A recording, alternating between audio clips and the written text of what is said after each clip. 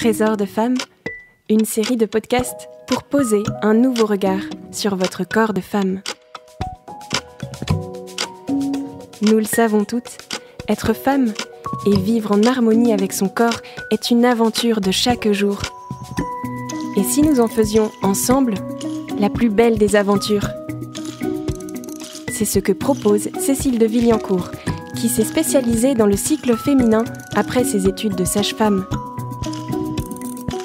Elle vient de signer son premier livre, Trésor de femme, aux éditions MAM. On y retrouve toutes ses compétences en fertilité, en sexualité et en psychologie positive.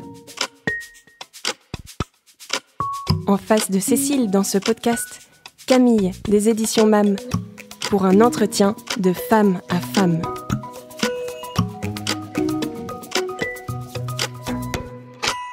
Bonjour Cécile. Bonjour Camille.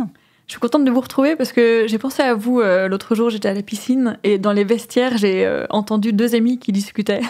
Il y en a une qui disait « Ah super, j'ai trouvé une nouvelle appli pour suivre mon cycle, je vais pouvoir maîtriser mes fécondités. » Et son amie qui lui répondait « Ah oui, t'es sûre de ton coup ?» Et c'est vrai que j'ai l'impression qu'il y a de plus en plus de femmes qui utilisent des applis de suivi de cycle, donc ces applis où on rentre des informations qui permettent de savoir quand arriveront les prochaines règles ou pour déterminer les périodes de fécondité.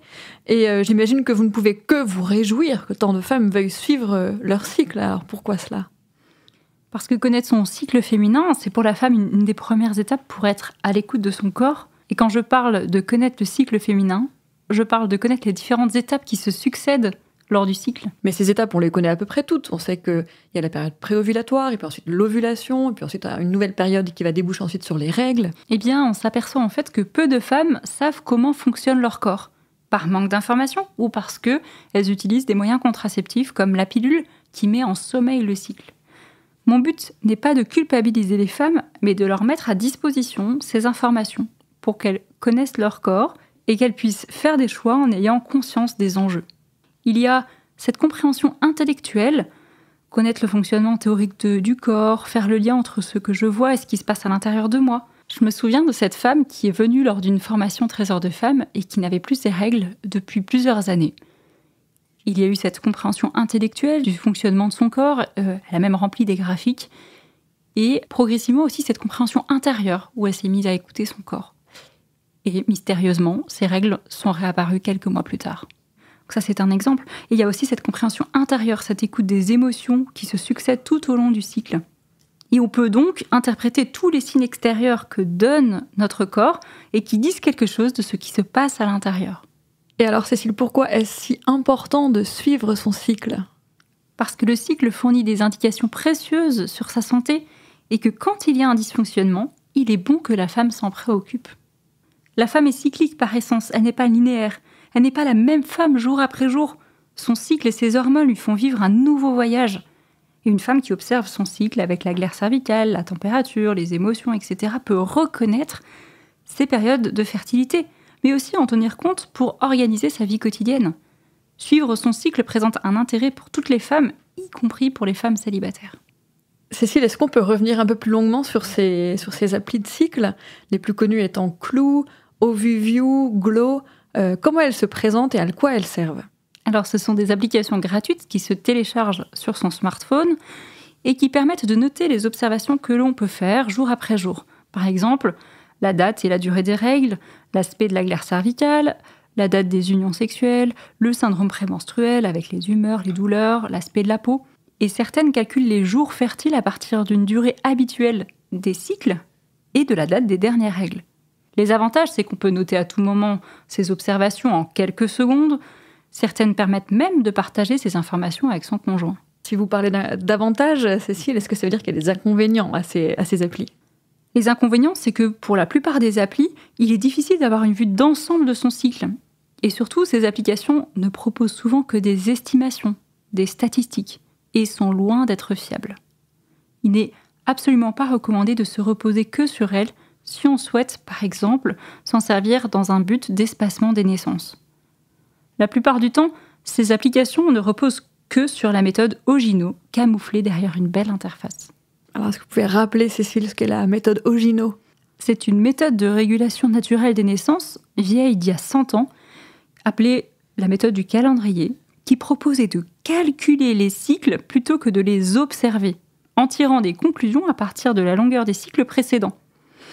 Elle a été longtemps utilisée et proposait l'abstinence sexuelle pendant la période de fécondité.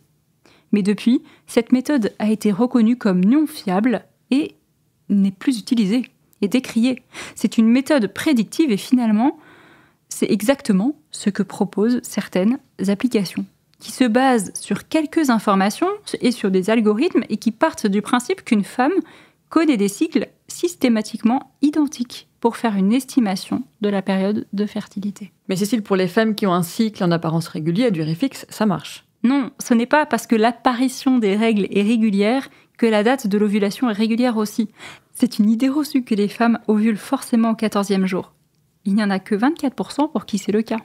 Sur 12 cycles, par exemple, une femme peut ovuler le premier mois le 14e jour, puis le mois suivant le 16e, puis le mois d'après le 17e. En tout cas, ce n'est pas régulier. Ah oui, effectivement, il y a beaucoup de variations, mais comment ça s'explique ? Cela s'explique par le fait que, comme je disais au début de ce podcast, la femme est cyclique et non pas linéaire. Et chaque cycle est différent du précédent. Chaque cycle va être influencé par ce que la femme vit durant ce cycle-là, par ses émotions, agréables ou désagréables, par les événements qu'elle traverse. Notre corps n'a rien d'une machine qui reproduit le même schéma à chaque cycle.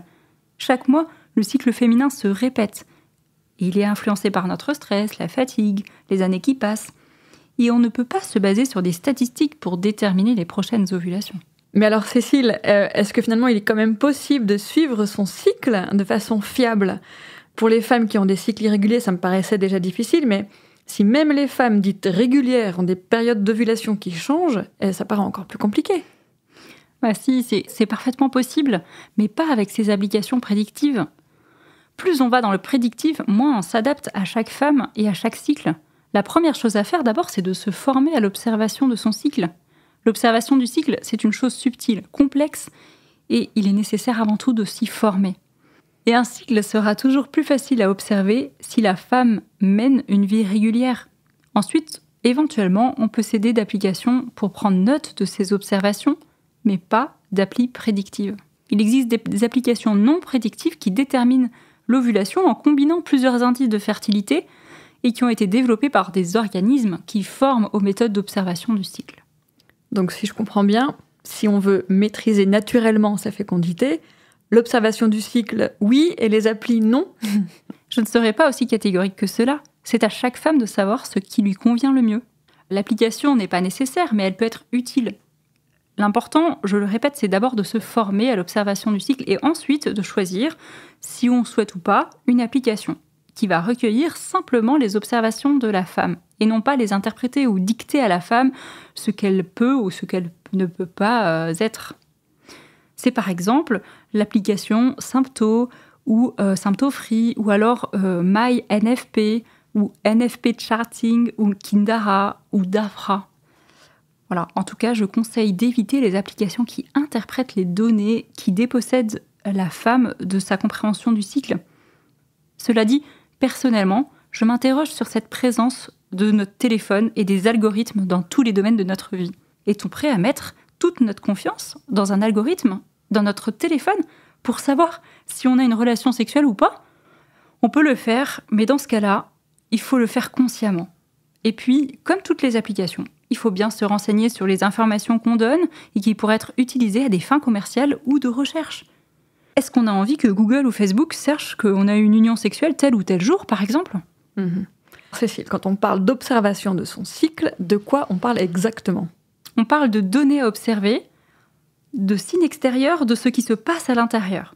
La principale donnée est la glaire cervicale, cette substance qui permet aux spermatozoïdes de survivre dans le corps de la femme et qui est sécrétée quand il y a les œstrogènes et qui ouvre la période de fertilité. À d'autres moments du cycle, lorsque la glaire s'est modifiée, les spermatozoïdes ne survivent pas.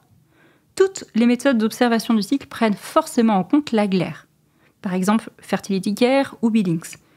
Cette glaire évolue au cours du cycle, elle change d'aspect et pour faire simple, plus on s'approche de l'ovulation, plus la glaire est de meilleure qualité. Et certaines méthodes, comme la symptothermie, avec cyclamène ou sans Ziplan, rajoutent l'observation de la température. Parce qu'en phase préovulatoire, la température est plus basse et elle augmente de quelques degrés en phase post-ovulatoire grâce à la progestérone, quand le corps se prépare à accueillir l'enfant. Le fait de cumuler ces deux signes, glaire cervicale et température, permet de déterminer avec précision la période fertile. Ces méthodes d'observation sont fiables, d'une part si on est bien formé, parce que tous les événements de la vie, l'alcool, le coucher tardif, les fortes émotions peuvent avoir un impact sur notre corps, et d'autre part si on applique bien les règles de la méthode, et on inscrit toutes ces données dans des graphiques jour après jour. Pour les femmes qui ont des cycles irréguliers, alors, le seul élément régulier du cycle, c'est son irrégularité. Ça peut paraître étrange ce que je dis, mais oui, la plupart des femmes voient leur cycle varier de quelques jours. Il n'y a pas deux cycles identiques. Les cycles ont d'une longueur de 23 à 35 jours, sont considérés comme normaux. Donc, ces méthodes sont tout à fait applicables par toutes les femmes, puisqu'elles se basent sur l'observation du cycle jour après jour. Donc plus on se base sur l'observation du cycle, plus on s'adapte à chaque femme. Tout à fait. Donc en conclusion, Cécile, qu'est-ce que vous conseillez aux femmes pour suivre leur cycle ou alors pour maîtriser leur fécondité, pour savoir quand elles sont fertiles ou non fertiles ? Je conseille avant tout aux femmes de se former à l'observation de leur cycle et ensuite, éventuellement, de choisir une application non prédictive en fonction de leur expérience et du but recherché. L'idéal, c'est qu'une femme en couple avec un objectif de maternité ou d'espacement des naissances, soit formée et accompagnée au départ, remplisse ses graphiques sur un papier et peut-être ensuite passe sur une application.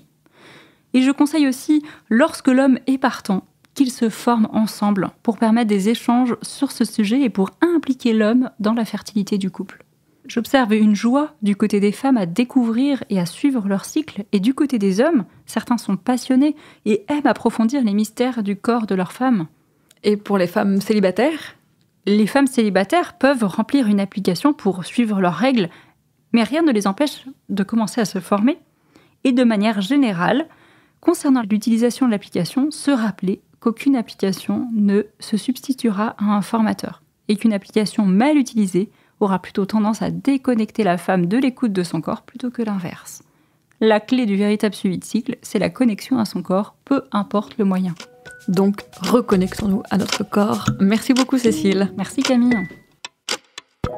Si vous avez aimé cet épisode, n'hésitez pas à le liker, à le commenter, à le relayer et à écouter les autres épisodes de la série. Vous pouvez retrouver le livre de Cécile de Villancourt, Trésor de femmes, en librairie et sur le site mamedition.com. Merci à toutes pour votre écoute. Trésor de femmes, une série de podcasts imaginés et réalisés par les éditions MAM.